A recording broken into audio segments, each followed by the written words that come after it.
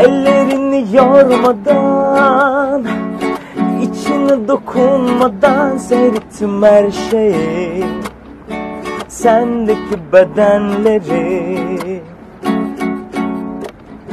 Yüreğini aldırmadan, tenleri solunmadan terk ettim her şeyi, bendeki bedenleri. Buna kapıldım, korktum sanma, nasıl unutulur bir anda. Bu aşk sınır bilmezdi oysa. Yoluna taş koydum ellerin olma diye. Yoluna taş koydum yokuşa sürme diye.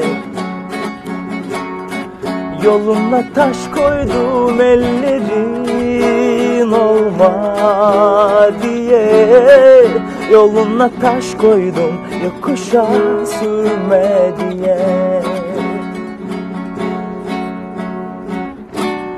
Buna kapıldım, korktum sanma, nasıl unutulur bir anda. Bu aşk sınır bilmezdi oysa. Yoluna taş koydum ellerin olma diye.